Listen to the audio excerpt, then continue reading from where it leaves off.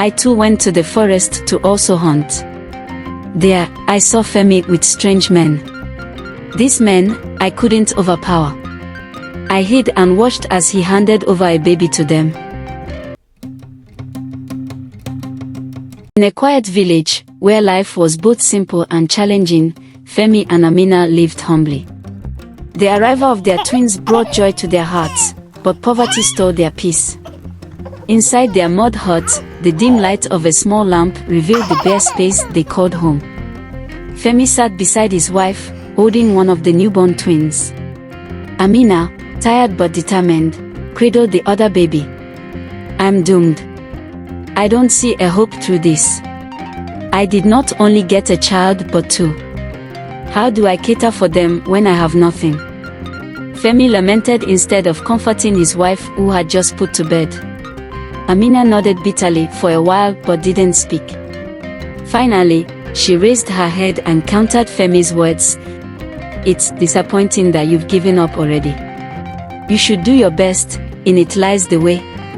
Amina's reassuring words didn't seem to reach Femi. She would never understand, he sighed helplessly as he stood up to leave. Let me get done with this and survive through, Femi thought and headed to the market to sell his baskets. The vibrant village market bustled with life. Women sold fruits, grains, and colorful fabrics, while children played barefoot between the stalls. Femi stood silently, watching the crowd as he hoped someone would buy his handmade baskets. As he stood there, people greeted him warmly. Papa Ejima, Boba Ebeji, meaning father of twins. The smiles on their faces were full of admiration for his fortune, but Femi barely spared them a glance. The weight of uncertainty pressed heavily on his heart. Soon, Mr. Beo, a well-dressed merchant, approached him with a cunning smile. Femi, my friend, I hear you've been struggling. Perhaps I can help. Help? How do you mean? Mr. Beo leaned closer, lowering his voice. I know a man who would pay a fortune for one of your twins. Think of the life you could give the one who stays. Hearing this, Femi froze, disbelief and anger filling his heart. What? My children are not for sale. Never you dare try to meet me with such an offer, or I will report you to the village elders. Femi turned and walked away, his head high, however he still had reasons to contemplate in his mind. Mr. Beo's dark grin followed him. I will never take no for an answer. He will either come back to beg me or... That night, Femi came home with a smile. It was a smile Amina found dubious. Why are you smiling, Femi? What have you done? Amina inquired. Nothing, Amina. Your words gave me courage. This night, I'll go hunting, Femi declared, knowing that it posed more profit than hundreds of baskets. Amina raised an eyebrow, doubt clouding her face. You've never hunted all your life before, she muttered out of concern. Says who? My father was the best hunter in 7 villages. It runs in the blood. Femi bragged, puffing his chest.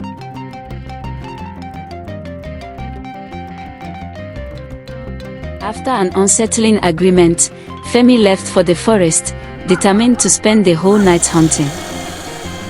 After an unsuccessful night, Femi returned home empty-handed by dawn, exhausted from the fruitless hunt. But as he approached the hut, he heard crying. Hastening his steps, he found villagers gathered outside. Amina was drowning in tears, holding only one twin. Femi, one of our twin is gone, Amina informed, refusing to be consoled. He is missing, she added to clarify what she meant.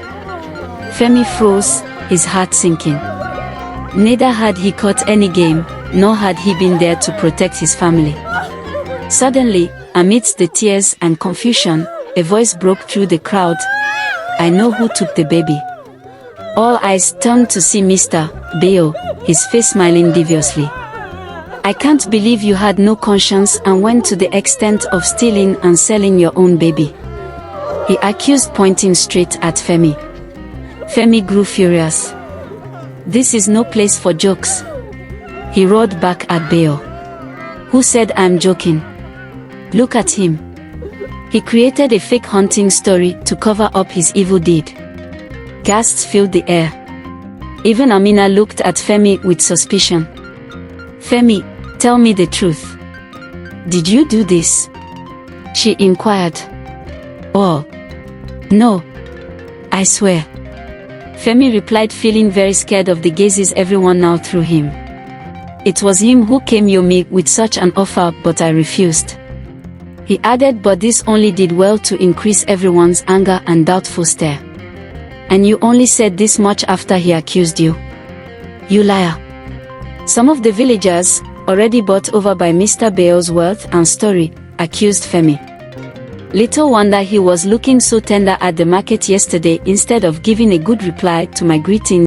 I kept wondering why he wouldn't be cheerful when his wife just birthed twins for him safely," another villager said as her eyes widened in realization. At the moment, all odds were against Femi, who still claimed he was innocent. Regardless, there was barely anyone who believed him.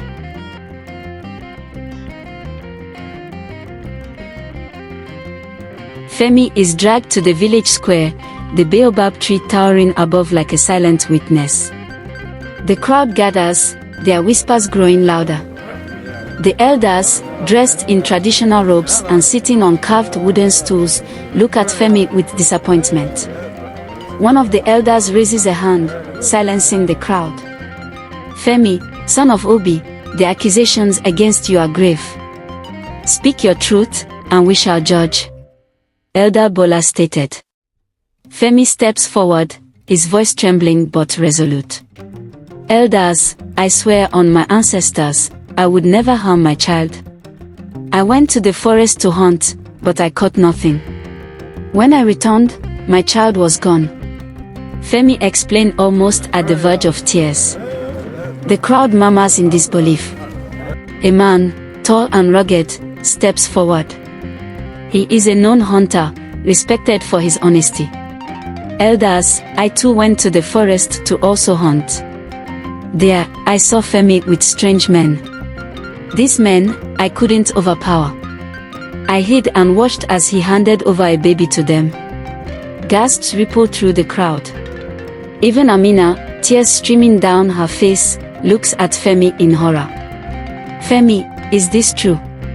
she asked, looking shocked. She only did not want to already believe it, but she had less doubts at that moment. Femi shakes his head violently. "It's a lie. I swear I did no such thing." But the hunter's words carry weight, and the elders exchange solemn glances. The testimony is overwhelming. "Femi, if you are truly innocent, bring back the child. You have 1 hour. If you fail, you will be banished from this village forever," Elder Bola declared. The villagers disperse, leaving Femi alone under the tree. His world crumbles around him. He falls to his knees, tears streaming down his face. "How do I bring back a child I don't have?" he asked no one in particular. Just as Femi loses all hope, the village drunkard stumbles into the square. His steps are unsteady, and his gourd of wine swings in his hand. The villagers laugh and mock him. "What does this drunkard want now?" a villager inquired. "He has no values. He is just an utter waste," another chimes in distastefully. The drunkard, ignoring the insults, points at Femi. "This man is innocent," he stated.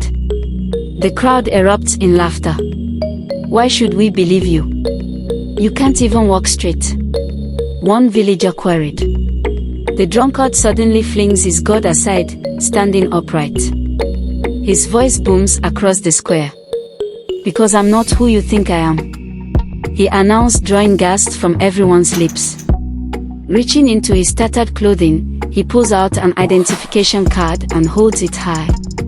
The laughter dies as the villagers lean closer to see. I am Inspector Cole, an undercover police officer sent here to bust the crime syndicate trafficking newborns. The crowd falls silent, stunned, on hearing his revelation. The moment Inspector Tate reveals his identity, Mr. Beale and the so-called honest hunter begin retreating. But before they can flee, uniformed police officers emerge from the surrounding bushes, guns drawn. "Freeze!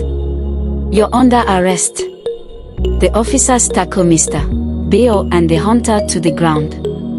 The villagers watch in disbelief as the truth unravels before their eyes.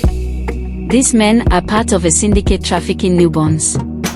They've been operating under the guise of wealth and honesty. We've arrested the rest of their team and now have his child. Femi is innocent, Cole announced. The crowd turns to Femi, guilt written on their faces. Amina rushes to him, sobbing.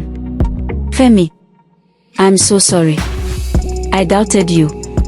She apologizes. Femi holds her tightly, tears of relief streaming down his face. As the police lead Mr. Beale and his accomplices away, the elders stand and address the crowd. "Let this be a lesson to us all. We were too quick to judge, and in doing so, we wronged an innocent man. Femi, forgive us." The villagers cheer as Femi and Amina reunite with their missing child. Beneath the baobab tree, they embrace as the sun sets, casting a warm glow over the village. The bonds of family, tested by lies, stood firm. And in the end, justice prevailed. Later, Cole, the police officer, led men dressed in official uniforms to Femi and Amina's hut. With warm smiles, they explained how their missing child had unknowingly provided the final piece of evidence needed to bust the crime syndicate. As a token of gratitude, one of the officers said, "We're offering full scholarships to both of your children. Additionally, we'd like to present you with a financial reward to help you start a modest but comfortable life." Amina and Femi, overwhelmed by the unexpected blessing, fell to their knees, thanking Cole and his team. The twins giggled in their mother's arms, oblivious to the life-changing moments unfolding around them. Sometimes, life tests us in ways we cannot imagine. But when we hold on to our integrity, hope has a way of finding us.